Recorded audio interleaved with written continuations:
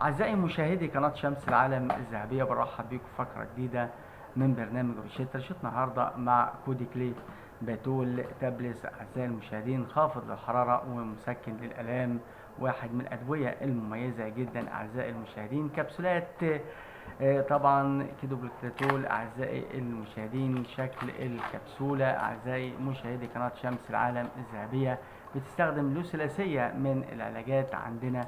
هي بتستخدم لحالات البرد والكحة والإنفلونزا والرشح. أعزائي المشاهدين، لو جينا نتكلم عن مكونات هذه الكبسولات أعزائي المشاهدين في رحلتنا النهاردة، زي ما قلنا لحضراتكم هذا الدواء بيتوفر على هيئة كبسولات بيتم إغذائها عن طريق الفم مع كمية كبيرة من الماء، بتحتوي على المادة الفعالة الثلاثية. عندنا الفلوكودين والباراسيتامول والسيدوفيدرين. أعزائي المشاهدين، ثلاثية من المواد اللي بيتم وصفها لعلاج أعراض نزلات البرد والإنفلونزا والكحة. أعزائي المشاهدين، مادة الباراسيتامول الموجودة في هذا الدواء احنا عارفين ان هي واحدة من اشهر المواد اللي بتكون مسكنة الالام وخفض الحرارة، وهي بتعمل عن طريق منع الاشارات الكيميائية اللي بتكون مسؤولة عن الالام في الدماغ. كمان بتقلل هذه المادة الموجودة في هذا الدواء من الحمى، وده بيكون من خلال التأثير على النواقل العصبية الكيميائية في منطقة الدماغ. أعزائي المشاهدين، اللي بتنظم درجة حرارة الجسم. أعزائي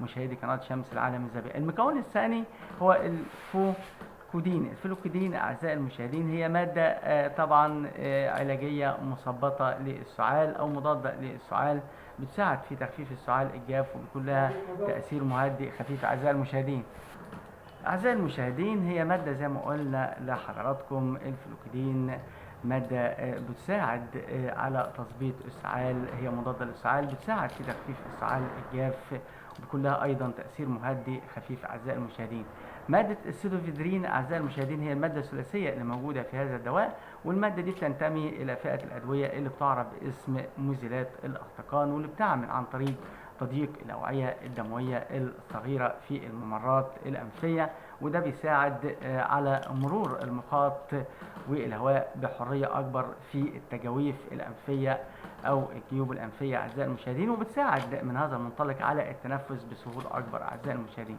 إيه هي دواعي استخدام هذا الدواء كوديكليبيتول؟ أعزائي المشاهدين، بيتم وصفه من قبل الطبيب طبعا في علاج السعال أو الكحة. أيضا هو مسكن لآلام الجسم بوجه عام.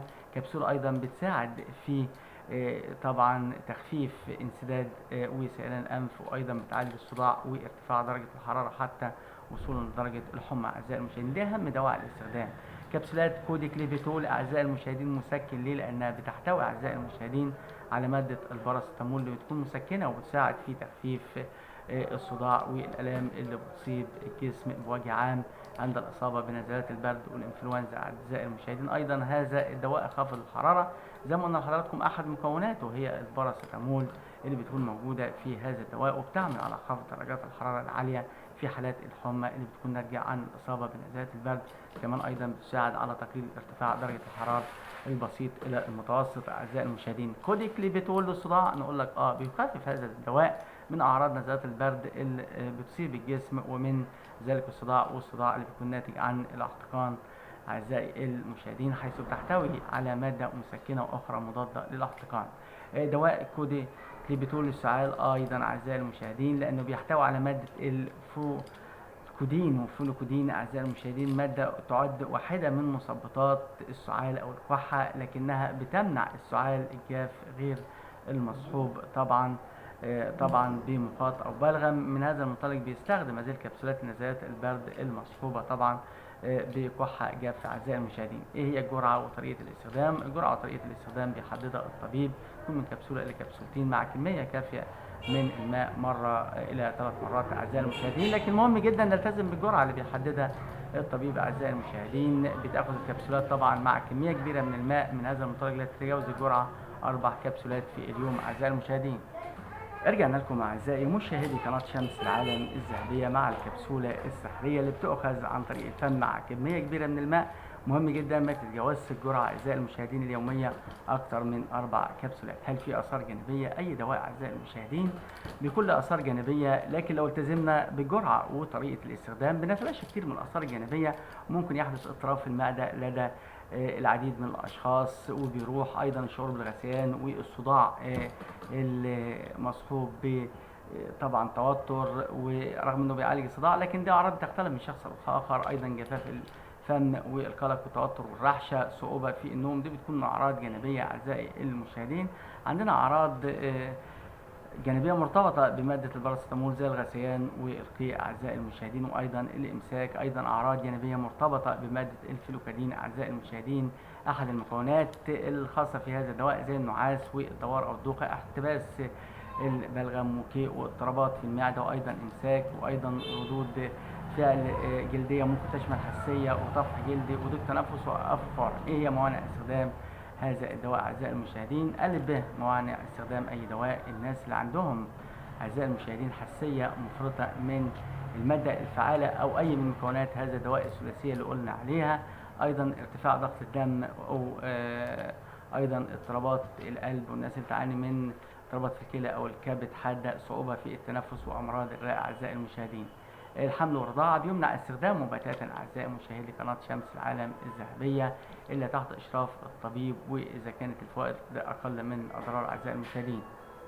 رجعنا لكم اعزائي مشاهدي قناه شمس العالم الذهبيه مع دواء كوديكلي بتول اعزائي المشاهدين. والسكر قلنا بيرفع الضغط، لكن السكر طبعا ممكن ماده السودوفيدرين الموجوده طبعا مع هذا الدواء ممكن بتتداخل مع التحكم في نسبة الجلوكوز في الدم، وبتقلل أيضا من فعالية أدوية الميدوفورمين وأدوية السكر الأخرى أعزائي المشاهدين. من هذا المنطلق يجب أولا طبعا استشارة الطبيب، ويفضل عدم استخدامه لمرضى السكري.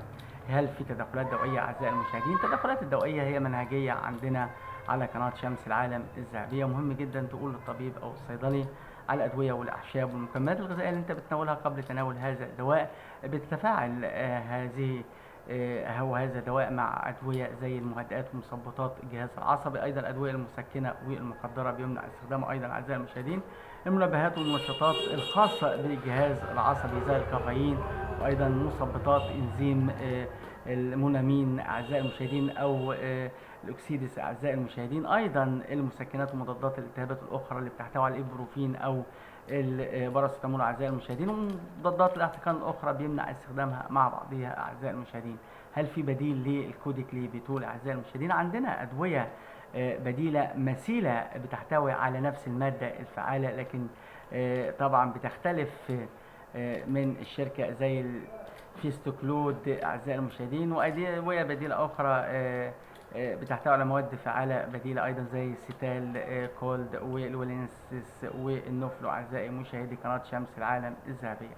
كبسولات رحلتنا النهاردة مع كوديكلي بتول أعزائي المشاهدين، مسكنة وخافضة للحرارة ومهدئة للسعال، بتستخدم في حالات نزلات البرد والإنفلونزا للتخفيف من الأعراض المصاحبة لها زي الصداع وآلام الجسم والكحة والاحتقان والحمى. كنا في رحلة أعزائي مشاهدي قناة شمس العالم الذهبية، لكم منا كل التحية في برنامج روشيتا، ويا رب انزع كل الأمراض.